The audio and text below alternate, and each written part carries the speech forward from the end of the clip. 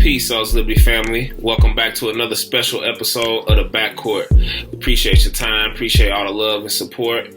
This week's episode is episode 20, and it features Tiny Adams. She's an East Coast legend, big-time hooper, former professional hooper, all-time leading scorer at Morgan State University.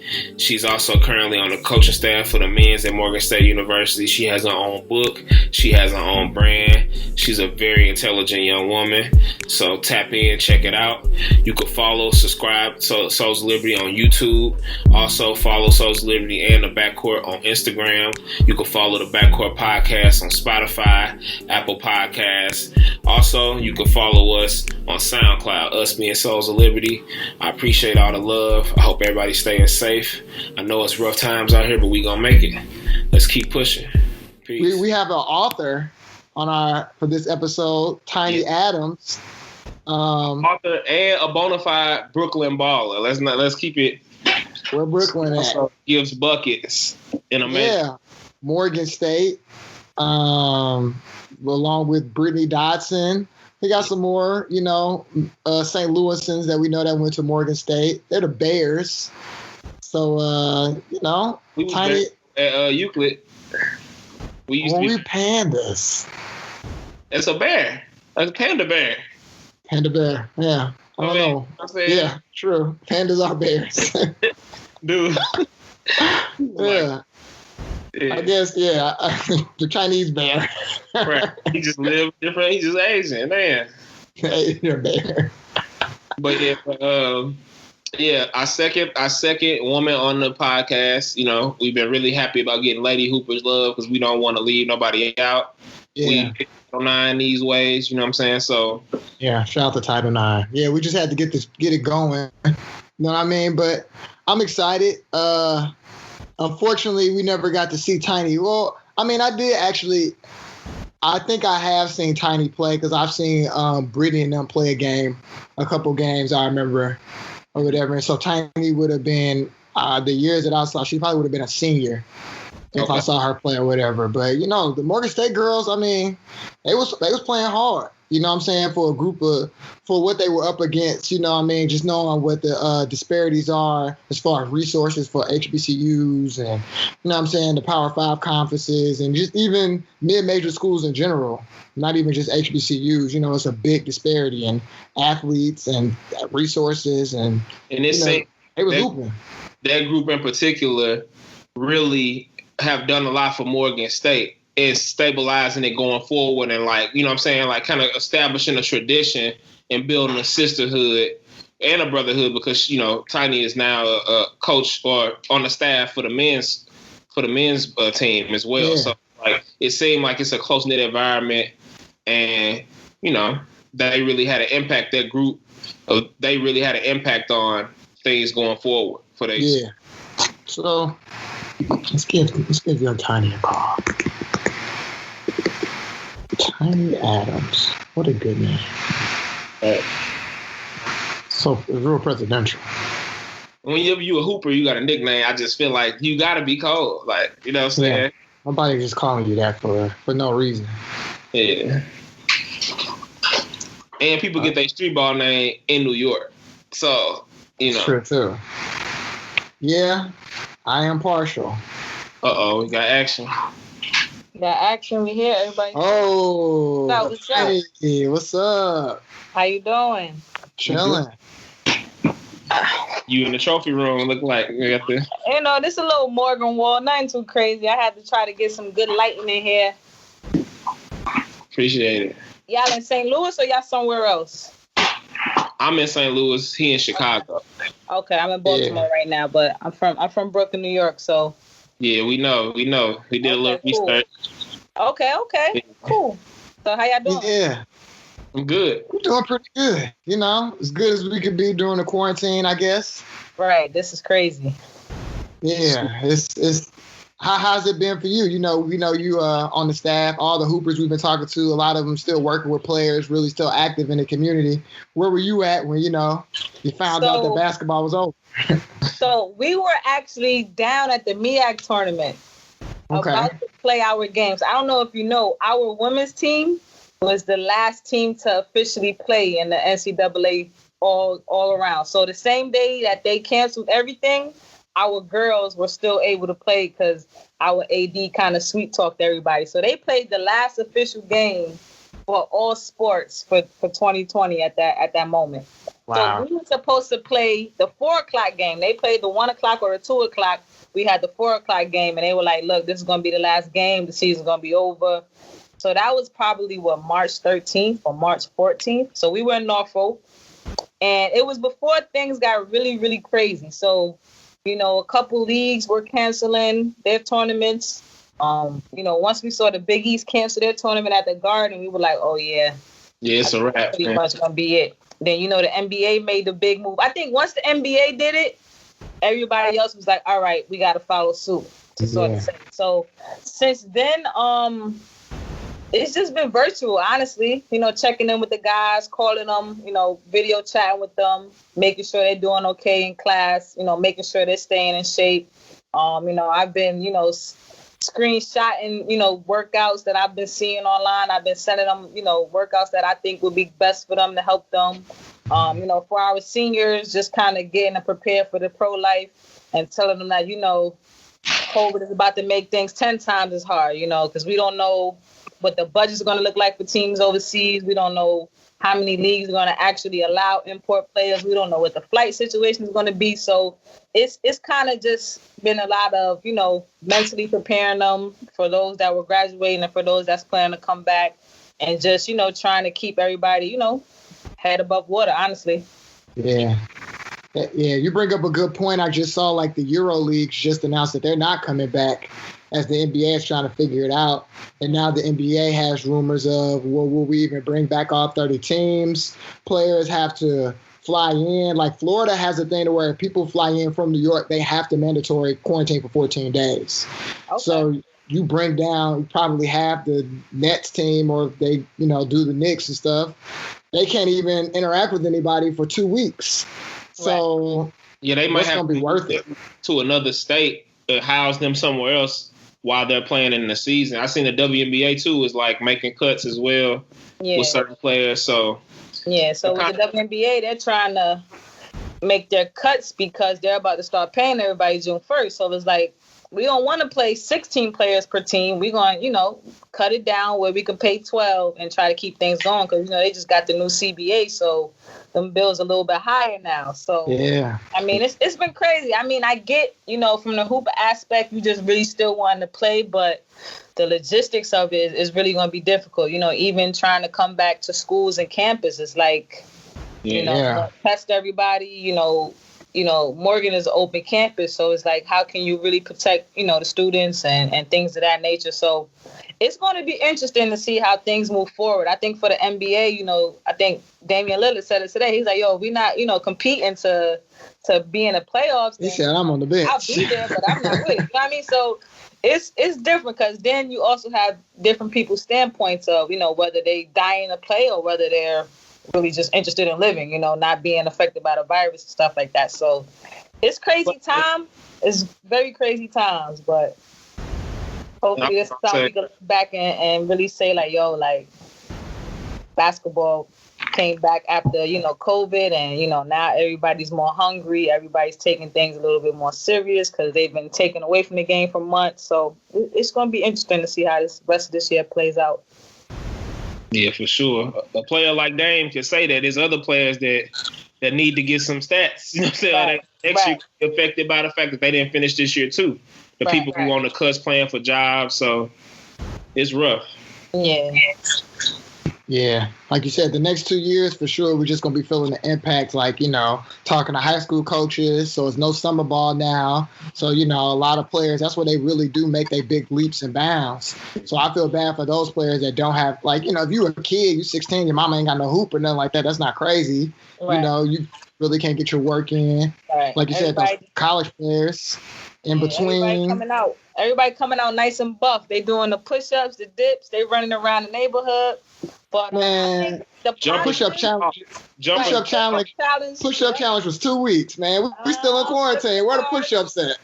Get the card deck going. But I think the positive may be, as everybody has their, opinion about AAU, the positive may be that coaches may have to actually come to these high schools and see them. So for me, I feel like a lot of the AAU teams nowadays are stacked. So now it's like, all right, let's see you in a different environment where it's really only you and maybe 2 other people on the team. Let's see how you carry yourself when you got to create for yourself, or you got to be the scorer and the lockdown defender. So I think we can take a little bit of a positive from it, but it has hurt a lot of people, but it also benefit because, they waived the SAT and the ACT scores. So a lot of people are not going to go JUCO anymore. They may have scholarships where they can go right away and be qualified and be cleared for the clearinghouse. So it's a lot of pros and cons, but it's definitely been interesting to kind of see how things are playing out. But, it's different. But, you just got to take it a day at a time and control what you can control. Yeah. So we always start our show off with asking a person, all our hoopers, how did you fall in love with the game? You are first New Yorker that we've had on the show. So. Okay. And as you saw our logo, the right. Backcourt Knicks inspired. Yeah. Right. I appreciate the Knicks theme. Yeah. So, growing up, the Knicks broke my family's heart a lot. I'll tell you that off the rip. But for me, I fell in love with basketball in my grandmother's backyard. For holidays and things of that nature, everybody would get together and, seeing her, my uncles, my cousins, my brother, everybody just shooting around in the backyard, it was inevitable for me to want to try it. So when I tried it and I got the response, at that time I'm shooting underhanded and I'm seeing my grandma doing hook shots and just seeing, the joy and the passion in my family's face, that kind of motivated me to want to get into it too. So, from that day forward, I just played every chance I get. My cousins and my brothers and, the guys from the neighborhood, once I started getting in with them, it was just something that I really had to do every single day. And, it kind of led me to some great opportunities. So, I fell in love from a cookout in the backyard with my grandmother and my family, just shooting around, trying to, have fun, play horse with one another. And that was kind of it. So I never heard nobody hoop with their grandma. That's pretty cool. My grandma got an ill hook shot, and she was an avid Knicks fan. So, between the backyard and sitting and watching her, screaming at Starks and Patrick Ewing, and she won't even watch the Jordan documentary because of how much he tore out the New York Knicks' heart. So, for me, my family was very into sports and being athletes. So it was just kind of inevitable for me to pick it up. Yeah, Corin from New York, so she probably got to see that back when she was younger and got to see that hook in person. So when she started playing, she was playing at a time where, they only had like 2 different sides, where one side played offense and the other played defense. So for her, it's like now, like when she see like a Euro step or something, she is like, I'm sick of this. They ain't do that back in my day. You can't take all these steps. So it's been interesting to like watch games with her to date and really just see her still love the game and how much the game has grown and just, being able to share that with her. It's been very real. But New York, once I fell in love with it, I was in all of the parks playing Rucker, West 4th, the Cage, and it's nothing like it. Once you get in that, environment and you actually do well and, you get your nicknames here and there, it's like, nah, this is it. Like, I'm doing this for as long as I can. So, I saw a pic of you on your page from when you was a little girl and you was talking about getting put in that tournament. Some guy get in. Or is that where you got the nickname Tiny, or you grew up? So I got the nickname Tiny the year after that. I actually, so I didn't really know how the basketball world worked. So at that time, I was just playing in tournaments to honestly try to win trophies and get like the shirts with the numbers on it. I didn't know about trying to go to the basketball schools. I didn't know about playing for the basketball programs. All I knew was trophies and shirts. That's it. So when I eventually picked my high schools randomly, my chemistry teacher was actually the coach for the girls basketball team in my high school, James Madison. And at the time, I was probably not even 5'2". So he had a tryout for both teams, JV and varsity. And once I walked in a tryout, he just sat me down to the side. Like, I'm just going to put her on JV. Like, there's no way.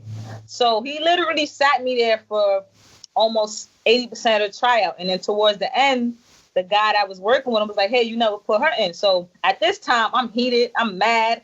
I know I'm better than everybody. It's a girl that was on the team named Fran. I played with her in the summer, and I was like, yo, like, I thought you told him about me. Like, she's like, I did. I just don't know why he's not playing you. So I get in, I go crazy. Like, I'm crossing everybody up. I'm scoring. He blows the whistle, stops the whole trial. He's like, I'll get back to everyone. He's like, you come in here with me and the rest of the team. Everybody else, if you don't see your name posted, we'll try to put you on JV. If not, we'll go from here. So we go over to the other side of the gym, and he's just looking at me like this. And he's talking to his assistant coach, and he's like, I just don't get it. Like, she's so tiny. Like, how did you do all of that stuff? So I'm like, I just played. He's like, well, one thing's for certain. I don't know which one of them are going to be on the team, but you're on the team. And he's like, from now on, your name is Tiny. And I'm like, all right, cool. Because, you know, at this point, I was mad. I didn't get to play the whole tryout. Then I finally play, and he see it, and he like, oh, you know what? Yeah, that was my mistake. So, you know, for me, from then on, I was Tiny. Like, nobody ever called me Corin. And before that, I had a nickname that I got from, you know, when I was playing with the guys, they used to call me Teaspoon Jr. after Teresa Weatherspoon. So, you know, for most of my life, I never really was known as Corin. It was always some basketball-related nickname. So, you know, since that 9th grade year, if you ask somebody about Corin Adams, they probably won't know. But if you say Tiny Adams, they'll be like, oh, yeah, I know Tiny. Like, you know what I mean? So it's been cool. Like, I like it. It's become a brand for me, so I'm definitely appreciative of that moment and, you know, being able to persevere. And, you know, from there, my career kind of just took off. You know, we really big into the Heart Over High Club ourselves. We 5'9" city guards, too. So, right, you know. Right. You know, Gang. They judge books by a cover, but, you know, it's the size of the heart, you know, not the size of the dog. So. Exactly. And I've been 5'6" since probably my senior year, so at that point, I just had to figure out how to make it work, you know, couple double pumps, couple hezzies, you know. I get blocked once in the moon, but it's cool. You know, it happens. Yeah, it happens. What's it like, you know, what's the high school system or what are you all scheduled like playing in New York? Because I know you all got like the city championship, and that's similar to how it is in Chicago. Mm-hmm. But, you know, is it the same as like, you know, playing for state? Is it like, you know? When I was in high school, we had different divisions. We had A, B, C, and A was always the most talented. Now I think they have like A and double A, and even out here in Baltimore, they go by the size of the school. When I played, it was based on your talent. And what we used to do in the public school athletic league, PSAL, we used to do things like we'll do a challenge between the Catholic schools. We will always do like a borough playoff. So in New York, you know, they have 5 boroughs. They got Brooklyn, Manhattan, Staten Island. So they will have a playoff in each borough, and then the champions of each borough will play each other. And then aside from that, you'll have the division playoffs, which ultimately leads you to, you know, the winner of the whole city. And then that winner will go to upstate to play in the States. And usually when I was playing, it was like Mary Bertram, which had Epiphany Prince and those type of players. And they would go on the States to play against Tina Charles and all those type of people. Like my high school, we only made it probably past the second round. But like I said, I didn't go to a basketball school. I kind of created it into one. So, you know. We saw as you and Bernie. You and Bernie, the most famous alumni. Right. Right. So, I mean, hey. It's cool though. I mean, everything worked out. But yeah, so we kind of have, you know, the public schools versus the Catholic schools, the borough championships, and then the regular, you know, in-city stuff. And then there's also like little, you know, holiday tournaments you can get into where you can play teams that you probably wanted to match up with to prepare you and stuff like that. So now in New York, I believe it's similar, but they created additional divisions that's more so located on where you're located to kind of, you know, make the best of resources and, you know, keep everybody in their region and stuff like that. But here in Baltimore, they go by the size of the school. So, you know, 5A, that's not the best school. That's the biggest school. You know what I mean? And they don't even so it's like from 1A to 5A, they just have a state champion, but they never let those 5 teams compete against each other. So when I first came down here, like a couple years ago, when I came back, I'm like, but y'all don't know who's the best in the state if y'all got 5 state champions. Like, you know what I mean? But, you know, that's something they've been trying to change for years that they never changed. But to me, it's like it only makes sense, but it's also a matter of them trying to have like a cutoff date of when they want basketball to end to give them enough time to, you know, get ready for the next season and everything like that. But me personally, if me, you, and him are champions, then I need to know who's the best out of us. Because I don't feel comfortable. Like, yeah, I'm a champion. I'm the best in the state, but they are too. Like, no, like you need one winner and identify. Yeah, but that's how it is in Missouri too. I think they do that because they figure if you gonna have 3,000 boys or girls play at school with 200, generally you have a bigger talent pool at the bigger schools. So they would assume, but sometimes it's class 3 schools that are good enough to beat a class 5 school. Right, right. It's not. I get where he's coming from. And see, I don't think that will work in New York because now in New York, they started implementing a lot of charter schools who are within high schools. So it's like you really got 4 schools in this one building. So what do? You're going to join all 4 schools? Y'all going to be in all different divisions. So I think, New York is a little bit different than, different states and cities. But end of the day, I feel like you got to have one champion. Yeah. No matter how big the school is. Because like you said, there's a school here in Baltimore that beat IMG. They're 3A. So they're like the middle level of the size of the school, but they want to play the rest of the, champions in the city, and it just never, happened. So I think that's something they should look at tweaking later down the line. Yeah. Who were some of the better players that were in high school at the same time you were? So I had Epiphany Prince that came out my class of 2006. Mm-hmm. Yeah, 2006. So I had Epiphany Prince, Tina Charles. I had Bianca Murray. I had Nicole Michael coming out that went to Syracuse. A lot of the people I, were competing against in these summer tournaments, not knowing any better, they were playing AAU. I was just playing in the, street tournaments. They were preparing for AAU to get these college scholarships and things of that nature. So, a lot of them went to Rutgers, Syracuse, UConn, UMass, Thea Teeman Hill with the UMass. I had Melanie Murphy that went to Stanford. Our 06 class, we were kind of tough. And it was always like evenly spread. So like they all weren't on one team. Like each of them had their own team that they were the leaders of, and we would just all meet up in different championships of different leagues. And then when they did go play AAU, half and half would play together and go, how that worked out. But, we definitely had some good people coming out the 06. Brittany Ray that went to Rutgers as well. So, I played against some good competition. But like I said, I just didn't know any better. So it wasn't until like my senior year that I, started playing AAU. Because initially when teams reached out, they wanted $300 and $400. And I'm like, well, I'm playing tournaments for free. Like, I'm good. Like, thank you, but no thank you. Not understanding like the capacity of it. So I played, I played one summer of legit AAU. I went to a couple Adidas tournaments, and I actually ended up burbling to Syracuse. Coach Q, who's now the head coach, he was the assistant coach at the time, and he saw me down in Atlanta at a Adidas Mike White tournament. And after like the second day, he called me and he's like, yo, I want to offer you a scholarship. I'm working on it, but I want you to verbally commit. So, after that point, I'm hearing from him every day, getting the postcards, getting, little messages here and there, and then it just stopped. So I'm like, all right, whatever. Like, I don't know what's going on. So by this time, it's probably like November. It's like signing day almost in a week.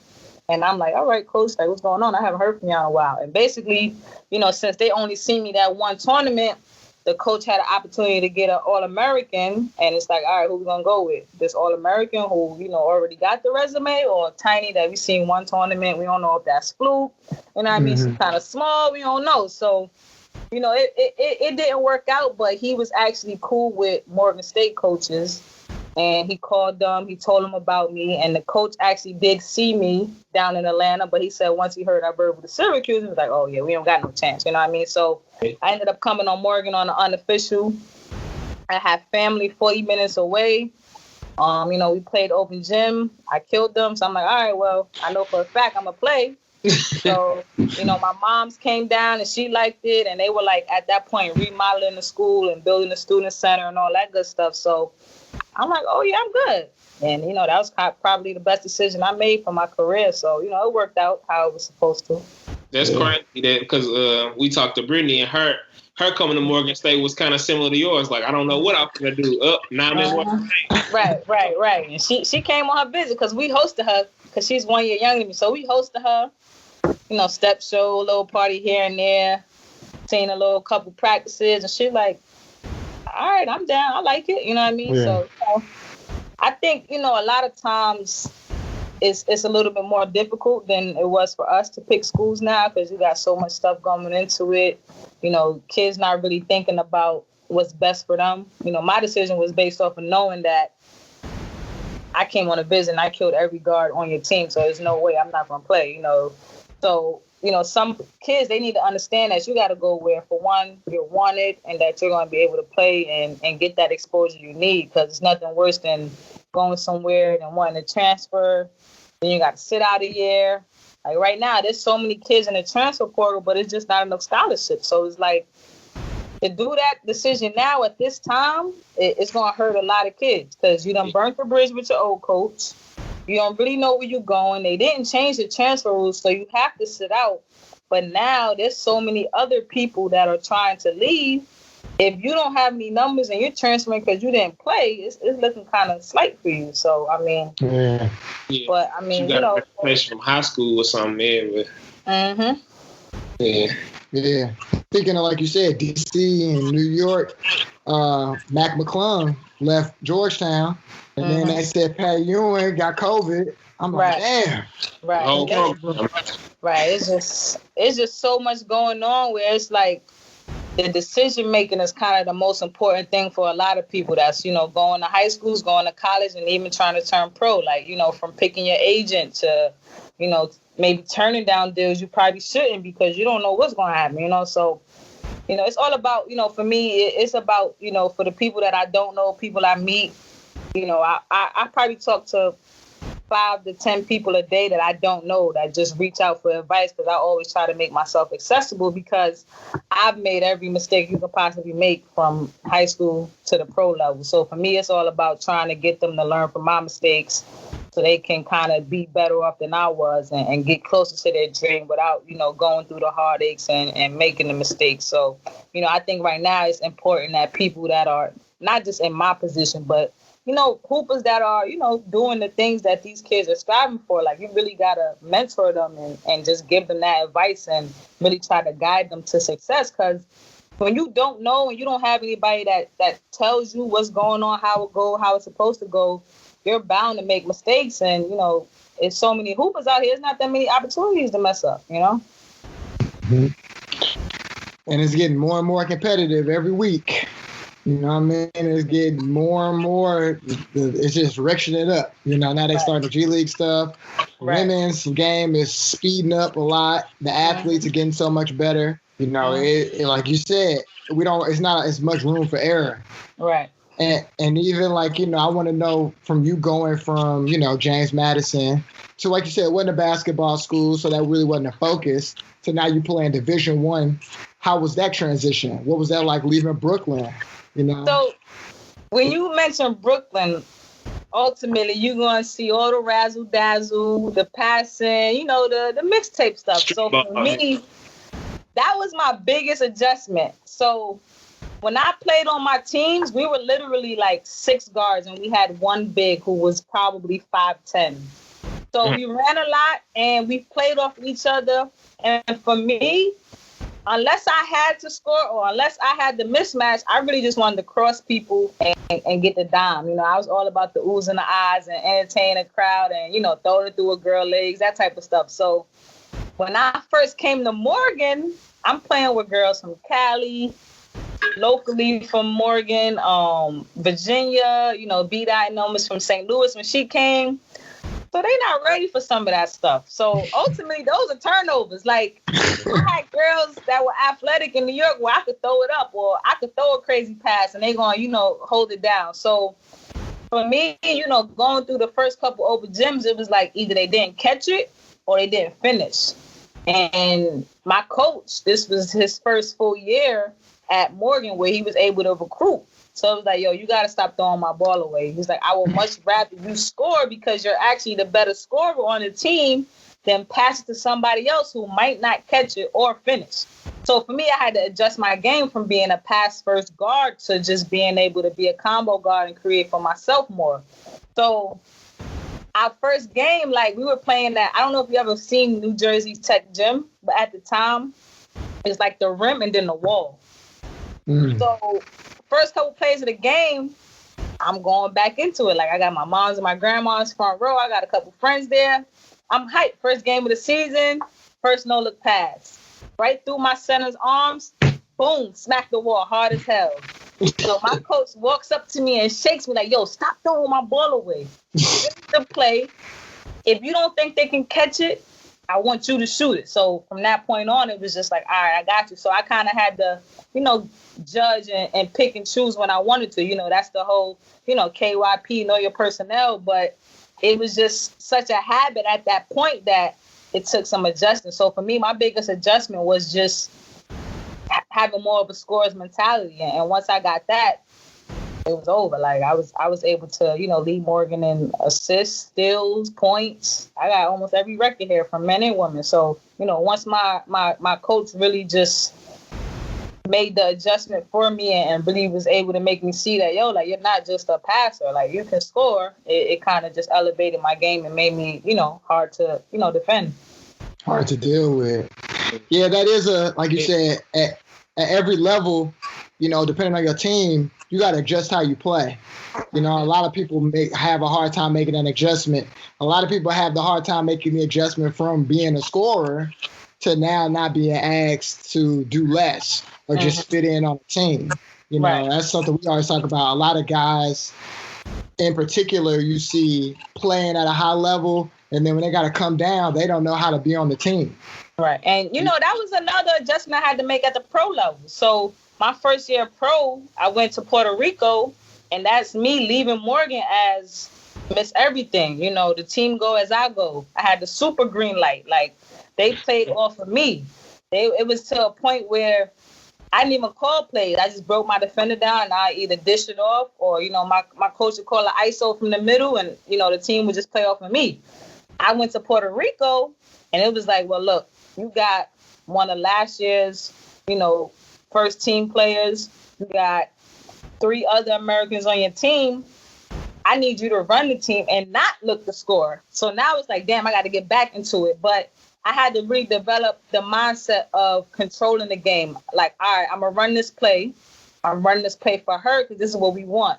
If I don't got her, I need to know what the rest of the players, what the rest of the people doing, who's open. So for me, that adjustment from college to pro was more on the IQ level and also knowing when to go and when not to go, like on some, CP3 type of stuff where it's like, all right, I'm an average a double-double. I'm an average a triple-double, but I also need to know when, so I might get my 20 points, but it might only be in 7 shots and getting to the free throw line. As opposed to taking my 17, 18 shots in college. So I think, like you said, at every level, there's an adjustment you have to make. And it's based off of, one, your coach's philosophy and their beliefs, and also the personnel of your team. So at Morgan, I was needed to score. When I went to Puerto Rico, I was just needed to control the game, relieve the pressure off my teammates, and just set them up and make the game easier for them. So, I think, for me, making that adjustment, when you get to the pro level, it's a short timetable, because if they don't like what you're doing and you're not producing, they sending you home and bringing somebody else in. And that was the situation. Like, I actually came to replace somebody. So I was feeling the pressure, like, damn, they're going to get rid of me next. But, the coach really liked me, and I had a breakout game. I had a 32 and 14 assist game against the national champions of that league. And it was like, all right, you arrived, you got it. Now let's get it rolling. So we actually lost in the Final Four, and that team was in last place the year before I came. So, once I got it together and, I understood and I watched the film and I started sitting down with the coach, like, all right, what are you expecting out of this play? Like, you know what I mean? Like, what do you want me to do? Like, give me a clear cut idea of what you want, because in my head, I'm thinking you want Morgan Tiny, because that's, who I think you fell in love with. But you want Morgan Tiny to, develop into this all-around player that's basically leading the team. So I think, when you're able to have your role identified, you're kind of able to key in on that, if you want. Because you have players who, in their mind, be Westbrook, but in reality, they might be like a Jared Dudley or something. Like, you know what I mean? No disrespect to him, but it's different levels to it. So, you may want to shoot that step back three, but you have never made that shot in your life. And your coach may not want that. Your coach may want you on the block. Your coach may want you to play defense. Your coach may want you to be Dennis Rodman. But if that's not identified, you're going to quickly, mess that up. And, your coach may not be willing to explain it to you over and over. They just might pull you out, put somebody else in it. Now, it's a lot of stuff going on. So, I mean, the biggest thing with that, like I said, is the communication and just really identifying your role and trying to be successful at whatever it is the expectation is. Yeah. Playing to win. Not just playing for numbers. Some people just play because they can play. And they might be so big that somebody always want them on the team. There's a lot of people that are like that. That's just big enough to where somebody always wants you on the team. You've never even had to try to get on a team. Right. You know what I mean? So it's like once like a lot of players deal with that. They go from winning all the time to losing, and they can't adjust because it's almost like it's too personal. And then that's how guys fade, and then it become about numbers. Then, like you said, especially in that collegiate level, you see a lot of guys leave home, not mature enough. Your role is different. You got to really get up and go to class. You got to lift weights. You might have to break that ego down a little bit that you had, like coming from a big city, You back at the crib that quick. Right. And even at the pro level, because the pro level, you think about it, say you got 3 or 4 imports on that team, end of the day, whenever you play at the pro level, you always playing for your next contract. And it comes down to numbers. So now it's like, damn, you got 4 people on the team. Either they all going to be selfish or they going to play together and win. But a lot of times, everybody out there for self. So you got 3 or 4 guys who are worried about keeping their numbers up as opposed to, the betterment of the team. So, like, I know some guys who would rather go to leagues where it may be second division Italy because it's only 2 Americans as opposed to the top division where it's 5 Americans and you don't got to worry about sharing the pill that much. So, I think end of the day, like you said, it's all about winning. And you really got to put yourself in a position to win, but you can't be detrimental to the team. So, like you said, the egos and, you don't want to come home after the game and got to text your boys like, yo, how you do today, man? I ain't even play. Or, man, I had 10 points. 10 points. Like, you know what I mean? So it's tough because of what things have come to. Like you see Rodman, like he ain't worried about scoring. He going to get his 23 rebounds. He going to party and act up, but he's still going to produce. He's not worried about what nobody thinks about him. He's not worried about scoring. He's not worried about, Pippen or MJ's success. Like, he's doing his thing. He playing to win. I think a lot of players got to be mindful of that. Like, averaging 30 and being 0-25, that's not going to get you anywhere. But you might average 13 win a national championship. Like, you know what I mean? Like, that's what's going to get you to the next level because end of the day, everybody want winners. And that's not just on a, basketball court, that's in life. So, whether you decide to just get your degree and go somewhere else in a professional field, a lot of people like to hire athletes because of, their ambition and their drive. But at the end of the day, everybody want people with a winning mindset. So, I think a lot of times we got to try to teach our younger generations to prioritize winning as opposed to just getting, famous off the stats and numbers or crossing somebody up, but you never make the shot after or you turn it over after. It's like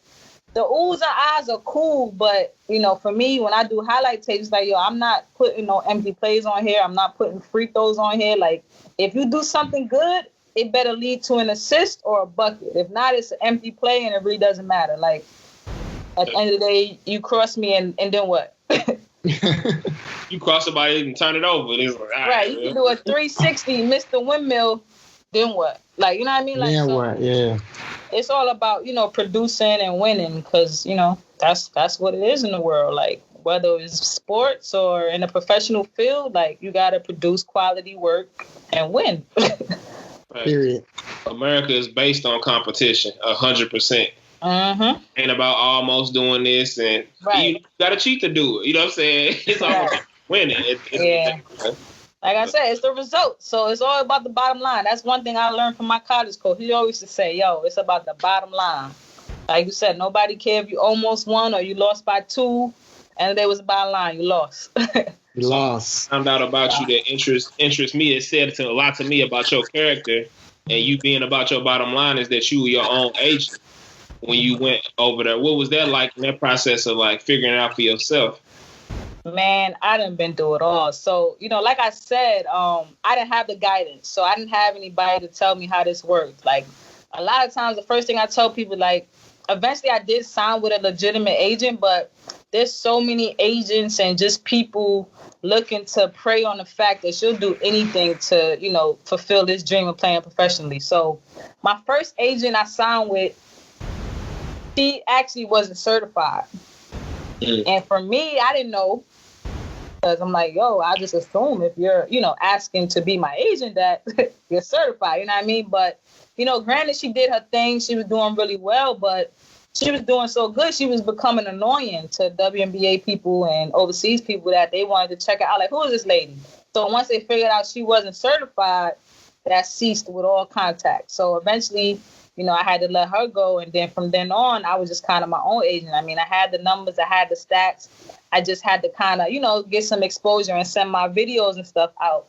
But the thing about it is to get to those top level leagues and where I wanted to play, these people are not answering emails from a random person. They have people they specifically work with. So the first few years of my career, I was able to play in Portugal. I went from Portugal to Bulgaria, Bosnia, and then after that season, I signed with 2 Points because I seen a lot of my friends that were signed to them, and they were just, good people. Like, I communicated with the guy for like 6 months because at that time I had like an agent phobia. I'm like, I'm not messing with no agents. Like, you know what I mean? So, he kind of broke the game down to me, taught me how things were supposed to go, and we built a genuine relationship. So, I ended up signing with him, and then I was able to get to those top leagues like Poland and Greece and just played other WNBA players. But going through the process, I just had to learn from my mistakes. So down to contracts, down to making sure you get a visa. So any country you go to, you got to get a work visa. Because if you're in any country for longer than 90 days, you're an illegal immigrant. If you get caught, they can take your passport, they can fine you, they can lock you up. I didn't know that. And a lot of teams, if they can get over, they will. Because at the end of the day, it's very expensive to have imports. So you're paying for the apartment. You got to pay a fee to have them playing in the FIBA. You got to pay their work visa fee. You got to pay for a car. Some teams will provide meals. So if they can take away one of these expenses and not worry about it, then they don't care. Usually what teams do is that Christmas break is kind of in the midst of that 90 days. So they'll let you go home for Christmas. So when you come back, it'll reset. But I opted to stay and let my mother come over because my first year overseas, I was in Portugal. We was in an island where it was like 3 or 4 other teams. So I had like 15 to 20 other Americans. So we all just kind of stayed on the island and we mobbed together for the holidays. So I stayed and had my mother come. So when it was time to go home, I was out there from September to April. So when I'm going through customs and they looking like, where's your visa? I'm like, what's that? Like, I got a MasterCard. Like, what you mean visa? You know what I mean?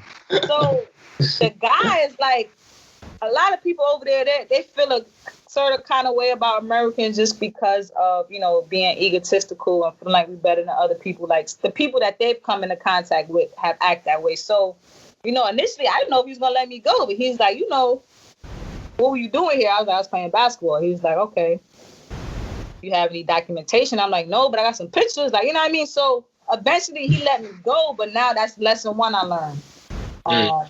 Before I got that job, I had a few people where the number one scam at the time was people would send contracts out like, hey, Tiny, this team is interested. They love you. I was acting on your behalf. I know you don't know me, but, this team is interested in you. Here's the contract. So everything looks good, looks legit. Then they're like, all right, they want you to come to Romania in 2 or 3 weeks, but you just have to pay for your own visa. They're like, the visa's only like $300. They'll reimburse you, yada, yada. I'm like, all right, cool. Where I send it? Like, you know what I mean? Like, contract look legit, boom. Send it, never hear from them again. Then got other 300? Finessing? Yeah. Crazy. So I've been through a lot of the scams, and it's taught me the game. And for me, every time something happened to me, I would do whatever I can to share that information to other people. Like, you had agents that were trying to sign people and have them pay them. Overseas, the teams pay the agent. A lot of people don't know that. So that's something that's known throughout FIBA. Any league you go to, any country, any place you play besides the NBA or WNBA, the team is supposed to pay the agent. So basically, if my contract is $20K for the season, the agent gets $2K. So they bill for that transaction is $22K. There are agents for the players. So now I'm going to get $2K from the player and I'm going to get $2K from the team. Because they know, 9 times out of 10, you don't know that. Then you had agents that were trying to charge people for placement fees and highlight tapes. I was like, yo, that's your job. Like, why are you charging me to do your job? You know, so I kind of just had to learn from mistakes, you know, even to, you know, making sure that you always had a guaranteed contract. So no matter what, you know, if you get hurt, if for whatever reason they want to cut you, no matter what, they're still owed to pay you your money. So, you know, I learned a lot along the way. And then when I got hooked up with Lorenzo from 2 Points, he kind of showed me a little bit more about the business. And, you know, we kind of just worked as a team to get me where I wanted to be. But, I mean, it's hard, you know, especially right now because you got teams who don't even know if they're going to allow import players next year. You got teams where the country been shut down for 3 months, and overseas, there's no TV money coming in. There's no ticket sales. All of the money is coming from a business, a sponsor, somebody that's donating money to keep the team operating, or somebody that has an interest. And if they business haven't been running in 3 months, like I said, come down to cutting expenses. Like, you know, that money's going to shrink. So there's legitimately going to be less jobs and less salaries, but probably 3 times as much players. It's really tough this season. And, you know, a lot of people, I try to tell them, it's like, yo, people come out of college and they just get money hungry out of nowhere.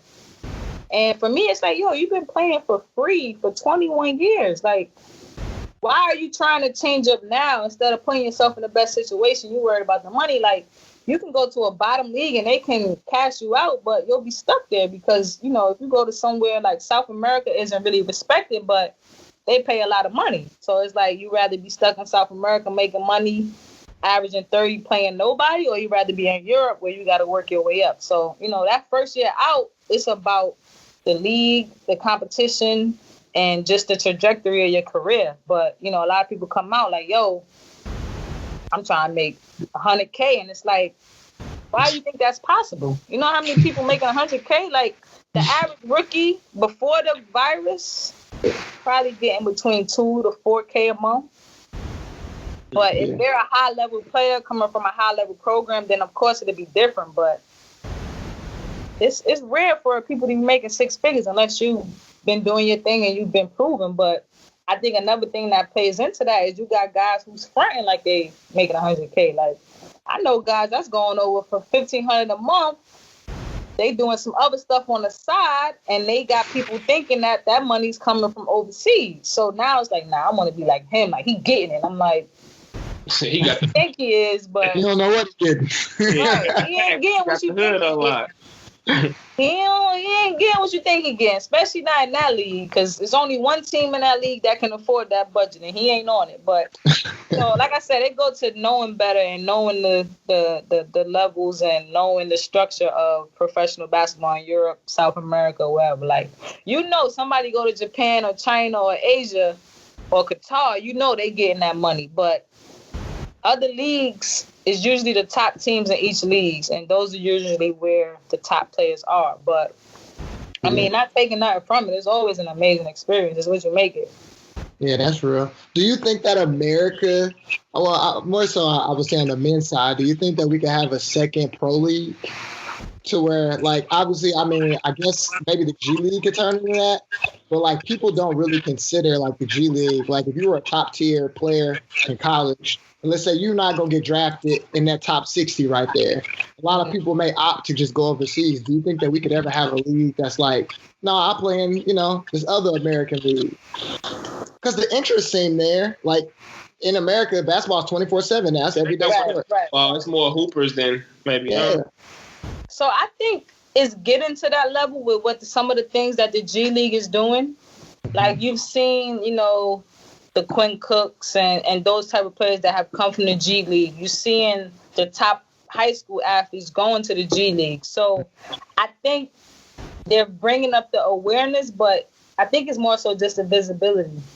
Because if I can turn on a G League game and see what these guys are capable of, I'm more likely to become a fan and respect what they do. But if I don't see them until the All-Star weekend or until one of them makes it up, I won't know. Because at the end of the day, they're legitimate players. It's just not enough roster spots. Yeah. What you said about like Quinn Cook or the people, the kids that's going to G League now, they brands are so big. All-Americans. All-American, an NCAA champion.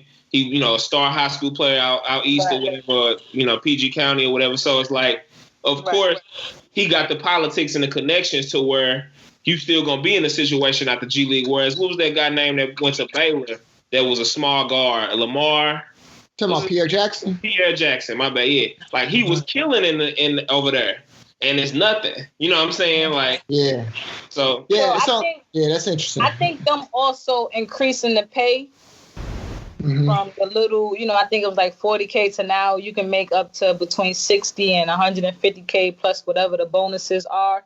I think that's also adding a respect level to it. So I think we're increasing the pay, increasing the visibility, and, being that attractive that the high school players are not going to go there because they don't want to go to school. Like, I think it's going to grow, but we have to see it. Like, it can't just be on NBA TV because a lot of people don't have that channel. Like, it's got to be ESPN. Like you said, it's got to be the prime time. With all the streaming going on, you would think they would do something, but they even said the kids not going to be playing some of them older guys either. The kids are going to be playing kind of like their own little league. Oh, is that what they do? Yeah, it's like a special team. Yeah, okay. they all together.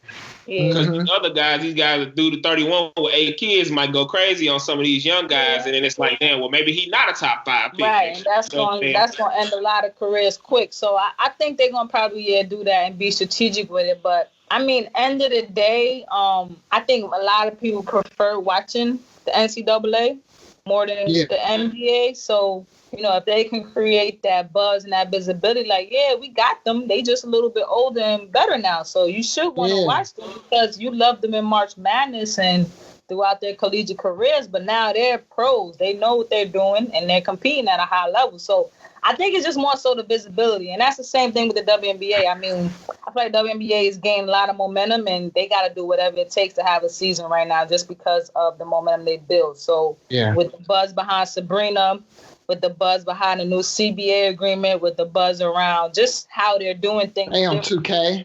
The 2K thing is really big. Right. So, a lot of their players are more in the news and the media, standing up for certain things, see them all over different platforms. I think they increasing the visibility, which is now, people still may not want to tune in, but they're actually drawing attraction to them. And, for me, it's just all about the exposure aspect. So if you can't see it and you only hear about it once in the blue, then it's going to be not relevant for you. Yeah, not even on your radar.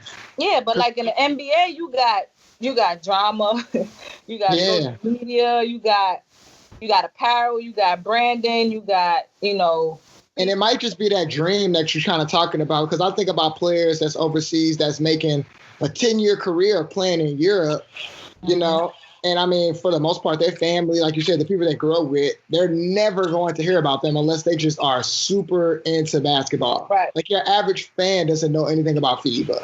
Right. You know what I mean? The person that's keeping up with it. So it would seem like in the next 20 years or so, maybe the NBA just has a monopoly.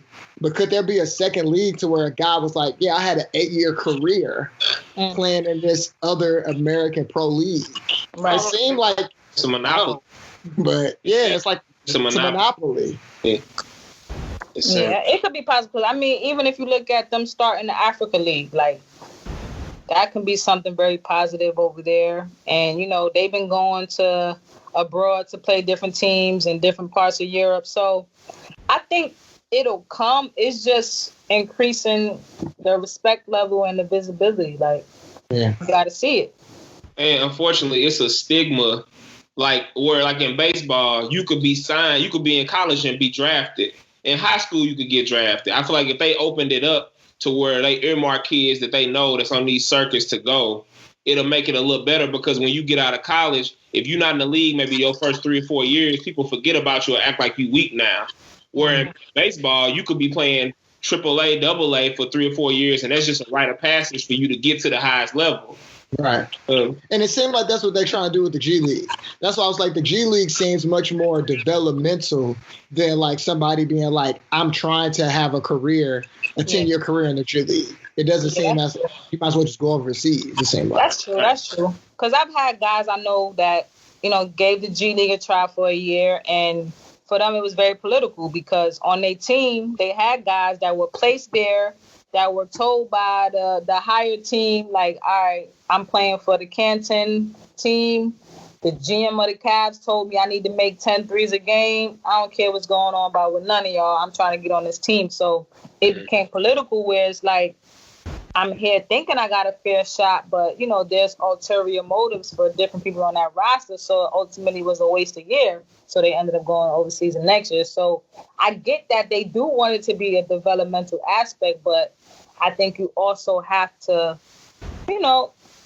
make it fair game. Like, if I'm killing, I'm killing. Yeah, and it's just not. To that point, that's a good point. That's in the institutions, the coaches. Like, it really would have to be a thing where it's almost like similar to the NCAA, where you got 20 good coaches who build their own programs that's genuinely trying to win. And if you win, it with going to the next level, because you could be the MVP, leading scorer of the league, and not get a job. And it's like, well, damn, this is some bullshit. You know what I'm saying? Right, it is. And then it's like, I don't know the numbers as far as how often they call somebody up, but it's like, and it's not that many. The pool's so small too. They don't need that many people. And then it's a lot of older guys who stay around just being vets and stuff like that could not be playing, but and advanced medicine and stuff like that, people playing longer.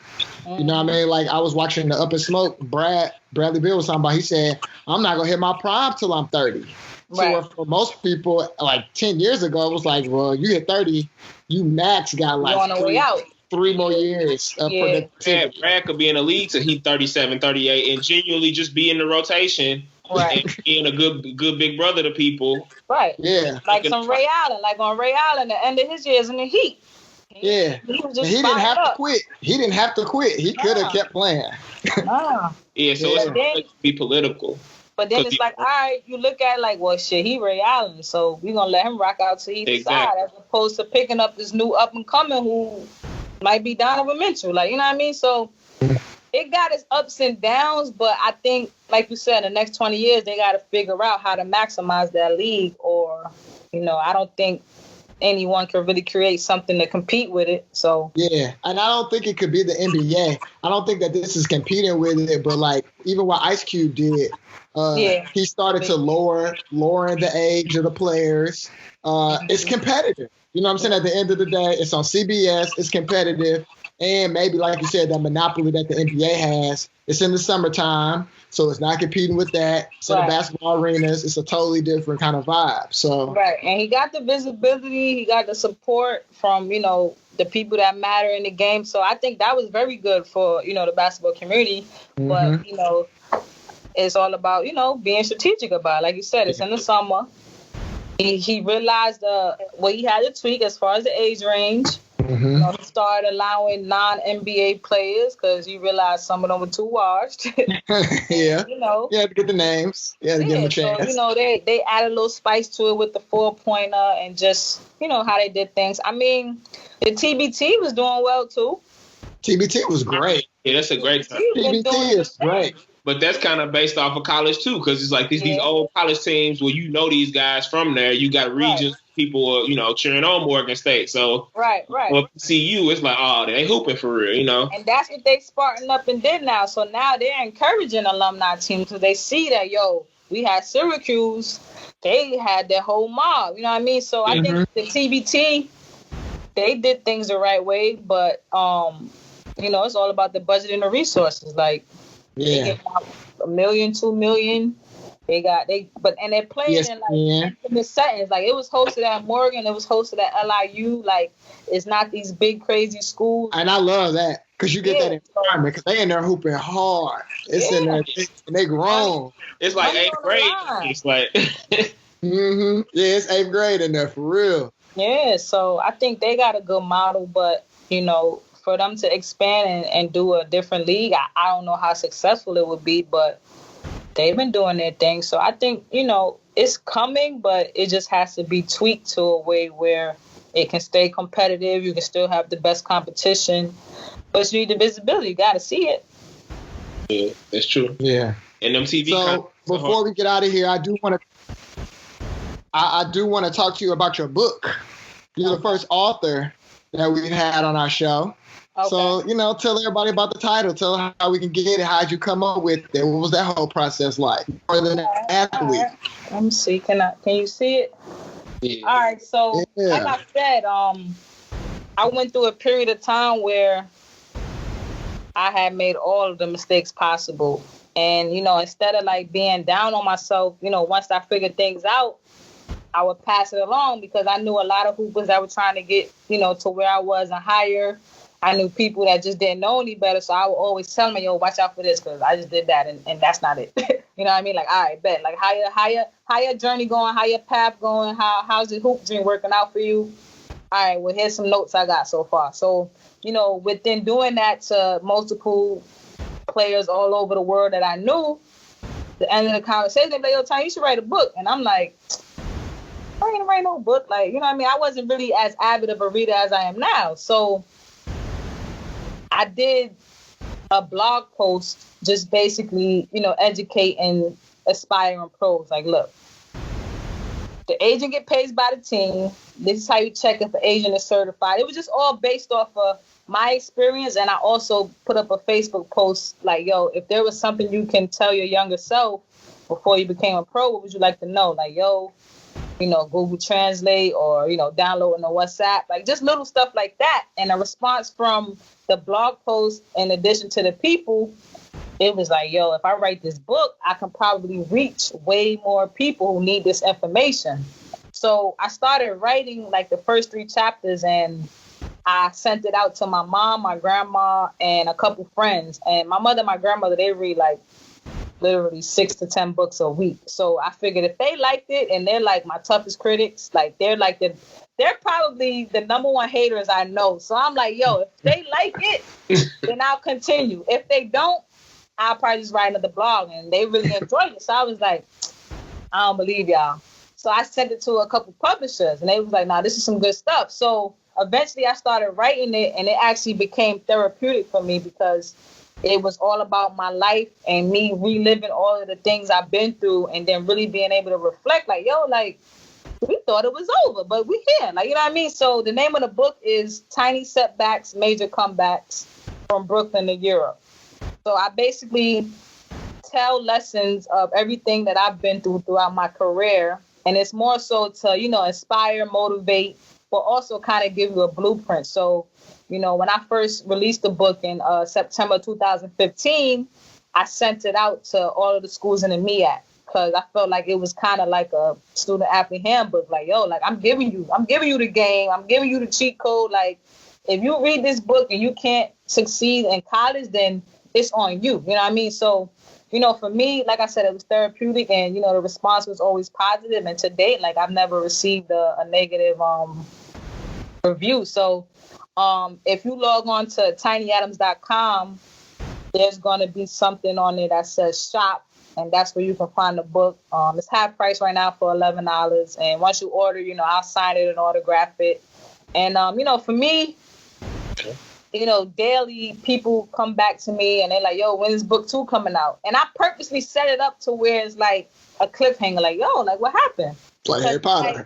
Because it's like I stopped at probably a crazy point in my life where things got crazy, but it was like, nah, they're going to wait for that in the second book.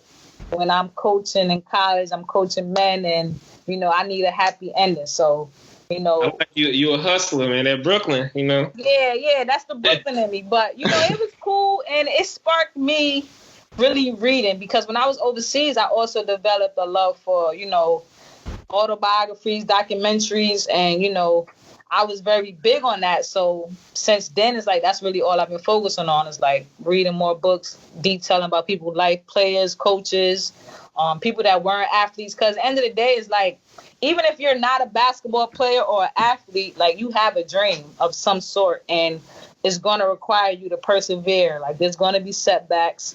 It's almost never going to go smoothly. So, with the book, it's not just for the athletes and the hoopers. It's for everybody that got a dream. So, for me, it's all about, empowering the next person and helping them get closer to their dream, being, reaching their full potential. So that was the backstory on the book. And I'm looking forward to writing part 2. I also want to write a few children's books just to empower our younger generation, because I feel like they need it, more now than ever. So, it was cool. And I kind of, my friends hate it, but I try to like get everybody to tell their story, because I feel like we all go through the same stuff, but not many of us are willing to share our testimony. And at the end of the day, I feel like we just need a little reassurance, because it's like, oh, word? I ain't know Tiny went through that. Shit, I've been going through that too. Mm-hmm. So if she did it, I could do it. Or, even just learning from, somebody else's experience. It's like, I really encourage not just the basketball players, but everybody to like tell their story or tell their testimony.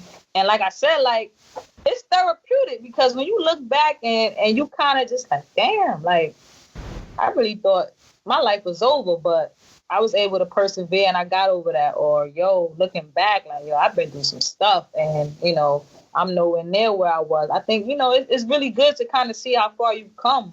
So, between, doing that and helping others, I think it's everybody should write a book, at least at one point in their life. That's real. So, that's real. No, we definitely gonna be getting our copies. I already seen it on Amazon. Y'all need, let me know. I throw in a shirt and all that. Just let me know when y'all ready. I see the Team TA shirt. Yeah, I see the chain and all. You know what I mean? Yeah, you got it's a brand now. I got to roll with it, because it was crazy. Because when I started all of this, like at that point, I was still my own agent, so I was hitting everybody up like, "Yo, do you need a brand ambassador? Like, yo, are you doing any endorsements?" Then I'm like, you know what? I'm gonna just make my own stuff. So, it's been cool. It's been a crazy journey, because like I started the brand to promote the book. So I made the logo. I put the logo on like 3 shirts and a hoodie, and I was like shooting little snippets to promote the book. So I took like a couple videos at Morgan, and you post it on the gram, and everybody overlooks the book. They're like, "Yo, I want a shirt," and I'm like, yeah, they ain't trying to see shirts. Like I did this on custom ink last night. Like this is not what I want to sell. And eventually people just kept asking for it. So I'm like, all right, buy the shirt. I guess I throw in the book, and then people just started buying it. And then as they posted it, more people wanted it. And I was like, yo, because at that time everybody had a clothing line, and I don't try to do things that most people are already doing, because I feel like, it's watered down and it's not genuine and it's not organic. So, they kept pressuring me and people kept ordering. And I'm like, all right, well, I guess I got an apparel brand now. You know what I mean? So, that was really sparked by, a lot of people that supported me. And, to this day, it's been my brand. So, I'm definitely fortunate for that. And, I'm going to try to keep it going. At the end of the day, I'm just trying to, give back and aspire and have the next person come up and do things better than I did. So, I definitely appreciate y'all having me on here. Oh, no problem. Enjoyed the conversation. Yeah. I'm looking forward to seeing what else you guys cook up throughout this Appreciate it. Well, we do got a couple more things we got to get. We need your top 5s. We always end the show with our top 5s. Players? So we do players and we do MCs. We do rappers and artists too. All right.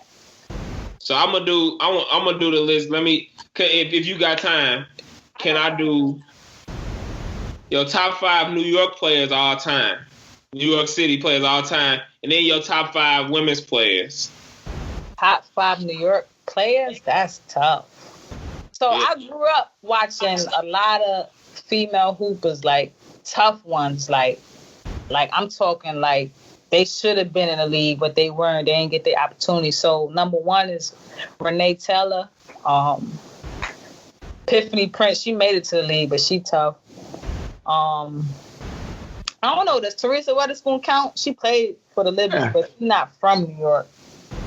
I kind of want somebody that's from there, like you know, like city, you know. I don't want to go too old school. You gotta educate. Research. You gotta educate. We could go Dr. J.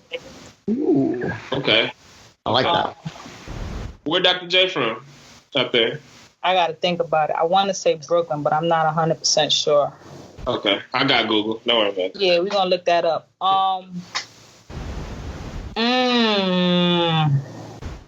I rock with John Starks, but I do like Sprewell too, but I don't think he's from New York. I know Starks is from New York. I didn't know John Starks was from New York. Well, let me look that up because it's so many people. It's like he got his tryout though. His tryouts was serious. Like he saved up money to try out. Somebody got hurt and he was able to get on. Dr. J is from East Meadow. All right, so that's upstate. John Starks is from Oklahoma, so maybe he was just living in New York at the time. What I said Renee Tiller, Tiffany Prince, Dr. J. Male players that I watched. See, it's hard because people come to New York to hoop. I got a question. What about Marbury? Steph. Oh my God, Steph. The kid from Coney. Steph is special. So yeah, we gonna go Steph. Did you see his documentary? I started it. I gotta finish it. Amazing. I mean, number 5. Y'all got so many. Y'all got a lot of guards. Like I could go Bashley. I could go Sebastian Telfair. Ooh, through the fire. Sebastian, bro. Yeah, I could do that. Top 5 females. I'm not gonna name the ones I just named. Okay. So we got Cynthia Cooper. Makes sense. Killer. We got Taurasi. Killer. Yeah, DT. I saw a stat that was like Taurasi and Jordan literally almost have like identical careers. That's spooky. Really? You gotta go Maya Moore. Can't guard her. You gotta go Brianna Stewart. She got like freaking 12, 15 rings. Yeah, she just took a picture the other day. With all the rings on it. I was like, yeah. That's intimidating. I'm gonna go Teaspoon. Okay. That's who I watched. Okay. But yeah. So I said Taurasi, Cynthia Cooper, Maya Moore, Teresa Weatherspoon, and Brianna Stewart. That's a top 5. The top 5. That's a top 5. I'm surprised you ain't put Becky Hammond in there because you kind of taking a similar route going to men's. Yeah, Becky would probably be 6 because I can't put her over Teaspoon. But Becky was definitely an inspiration for me, and she's one now, even coaching. But she would definitely be 5B if you want to do that. Yeah, that's fair. Yeah, but so a lot of people expect me to say Jay-Z because I'm from Brooklyn. I mean, I'm gonna be completely honest with you. Jay-Z, he cool. He do what he do. He a legend. But my personal preference is Drake. I love Drake, and I just can't help it. So hey, it's your list. It's your list. Drake, like I'm from Brooklyn, so yeah, you know what I mean. Like Nelly not in my top 5, so I feel you. Nelly, he got hits though. He got hits. Oh, he got hits. I love Nelly, but he's not in my top 5. But I'm just going with my preference and the music I enjoy. Like I'm not looking at lyrics. I don't care who did what. So like for me, the people that I listen to that I got on my, pregame music is. That's what we want. That's exactly. I got mixtape Weezy. Okay, I like that. I like the distinction because Lil Wayne by himself, it's like after like Carter 3 and Dedication 4, it was going downhill. But you know, don't nobody want to say that. Don't nobody want to say that. But it's like, bro, it's time to work on some other stuff. What was that mixtape? What was that mixtape? He had No Ceilings. Good. No Ceilings. My senior year. What? That was hot. That got me through everything. Yeah, that was hot. So we go Drake mixtape. Fab, that's my guy. Fab, like that's the home team one. That's Fab, like I just go bars. Fab got some bars for me, like you know. Yeah, the mixtapes, been right. Mixtape Fab too. Yeah, because album Fab was but when you get to the summertime shootouts and Soul Tape. Is that Fab first appearance in the show, or is that his second? Maybe. Oh, that's his second appearance. Somebody else said Fab. Yeah, I printed out the lyrics to Breathe in junior high school. So I mean, but you know what's crazy? When he first came out, everybody thought he was Mace. Really? Mace was my guy, but I'm not gonna put him in the top. Like Mace just gave me that good bop. But who else do I really listen to a lot? So I'm gonna tell y'all something crazy. Like probably before mixtape Wheezy, all I used to listen to was like Cassidy freestyles. Like the 6-minute Murder Mook disc, I would listen to that. Oh my God, that's the best answer we've gotten so far. Hip hop head, like for real, like. Nah, because that's also attributed to my brother and my cousins. You know what I mean? So like, if I'm riding with them, they're playing like those underground. They're playing the underground. Right. So Cassidy, like this was when he was getting hot. So like the freestyle. This before Hotel and all that. Yeah. And then he got the hits, like he got the Hotel joint. He got Hustler. Yeah, Hustler. Like he was on a little roll, but I was really just listening to the mixtapes. Like, yeah, like let's go. I don't know what he talking about. Rap, yeah. I didn't know what he was talking about. I knew it word for word though. So that was like, and I still listen to 6 Minutes and his freestyles and stuff like that. Number 5. Who else? I rock with J. Cole, but let me think if I want to do that. J. Cole get a lot of love. J. Cole has to get a lot of love. J. Cole get a lot of love. Let me see if there's somebody out there. And J. Cole got game too, Yeah, he can hoop. Wow. He caught that oop. That gave my respect on TV. Yeah. Caught oop on TV. You can say hoop for real. Think. Who else did I rock with?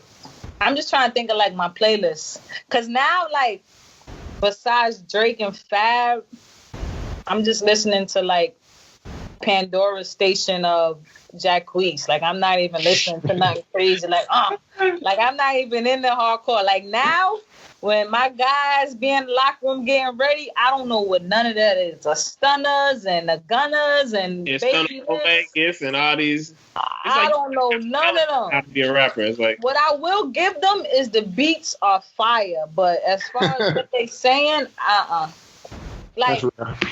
Like that's the same with Future. Like I don't really like his lyrics. I just like the beats and the chorus. You know what I mean? So yeah, I guess we can go J. Cole. But you do like Jacquees, and that's my guy. I fuck with Jacquees too. I like Jacquees. That's my guy. Act like they don't like Jacquees. I fuck with Jacquees. Like you crazy. He was like the dude that could sing in middle school. He's the dude that can sing in middle school. He gonna dance hard. I'm taking all the remixes, all of that. But dang, do I want to go J. Cole? J. Cole. I think I could do that. I could do J. Cole. I could do J. Cole. From Brooklyn, I'm gonna give a shout out. Rest in peace, Pop Smoke, man. Pop Smoke is my guy. So I never got with that wave. Yeah, that's a little beneath us. That's young. That's young. Pop Smoke real young. He wasn't even 21. He's born in. I couldn't get with it. Like I know it got everybody hyped, but it was like, yo, like what is he even talking about? It's crazy because like we grew up and like people from the Midwest was like imitating New York, and now like y'all imitating us. You know what I'm saying? Like with the drill wave and all that stuff, like with Chicago, it's like interesting to see like how the kids from New York that like Pop Smoke age took to what we was doing in the streets in the Midwest when we was taking game from y'all back in the day. So it's like full circle, but it's definitely making rap less lyrical for sure. Like I like Dave East too. Shout out to Dave. I haven't really listened to him in a minute, but because he went to school out here in Towson, so I kind of knew him. So I started listening to him closely because you got to see him play. Like, was he really that nice? Like, he was real nice. Nah, he was nice. He was like a typical like Decent guy that could probably play at a pro level. I wouldn't say the NBA, but I would definitely say he could make money playing basketball. Yeah, for sure. Who else that was really on my joint? Like, rocking. Like, I ain't gonna front. Like, it was a point I would just listen to 3 songs before the game, and it would be all Drake. Dang. That's real. I started listening to Drake before my games, too. Drake was hot. When he first dropped, I was blasting that all day, every day. He ran the time when he was in college. 06 to 10, that was Drake. Yeah, that was Mixtape Weezy featuring Drake and a little bit of Nicki in there. Yeah, you got the whole Young Money time. Yeah. That's all Young Money. They was coming with it, though. But the Cassidy freestyle days, I ain't know who I was, but I was listening to them joints. That's real. I like that. That's the best entry so far. That's my favorite entry. Yeah, that's my guy. Except Cassidy. Yeah. Freestyle though. Like, like going hard in Philly, super big leather jacket, hat, yeah, the 6X tall tee. Right. Kneecaps. You wear a dress. In the basement type of days. Okay. Mm-hmm. Okay. But yeah, I think that's a good little list for y'all. Man, you gave us a good great list. I like your 5 hoopers and your 5 rappers. That was good. And I got to give you a shout out too. I love your locks. I've been holding that comment in the whole time. Thank you. I got the little quarantine bun right now, but yeah, I see. I mean, you making it work though. You know. Appreciate it. Thank you. Like I said, I'm happy to be here. I'm thankful for you guys bringing me on, and I'm looking forward to the next couple episodes y'all put out. I'm gonna check it out. Yeah, thank you. Let's definitely stay in touch. I don't think I'm gonna ever be in St. Louis, but we might be in New York if life get back. Right. Yeah, we might be DC. Yeah, we gotta go to Morgan State now. Yeah, come through to Morgan or Baltimore or Brooklyn, and we could definitely chill. I don't know if y'all hoop. We could do a little shoot around. I don't really go full. And we never half court. I give you half court, but I can't do too much fulls. But that's fair. That's real. So that body's right, you put a lot of miles on there, a lot of buckets. Yeah. I never used to stretch. I didn't like water. I love McDonald's, so I got the body of a 50-year-old. Hey, the McGriddles was good though. I miss them days, man. I gave up McDonald's in January. I've been staying strong, but. You know that's how you know it's drugs. Because them McGriddles was too. So you got to give it up. Yeah, I had to, but yeah, we got to get moved around New York with a real New Yorker. We've been out there a couple times or whatever, but we actually seen our first game was at the Garden. We seen Melo drop 39. Okay. But I never got the Rucker treatment and never been around with a real hooper from New York. So that'd be. Yeah, we definitely got to do that. It got to be next summer because they cancel all the tournaments for the summer. Yeah. So it's a bet. We calling it now. We coming to New York. You taking us to some games in the city. That's it. I'm gonna give you the full street ball New York summer experience. Man, we on that. Get my street ball name. Right. Get your little name. Yeah, I need it. All right. Well, Tiny, thank you for hopping on with us. No Be problem. safe out there. Good luck. Hopefully with the season, the summer, everything that's going on. And we'll let you know when we order our books too. That's a bet. Appreciate y'all. Stay safe. All right. You too. Have a good one. You too. All right. Peace.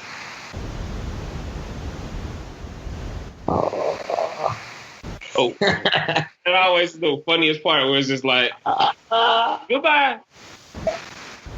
All right.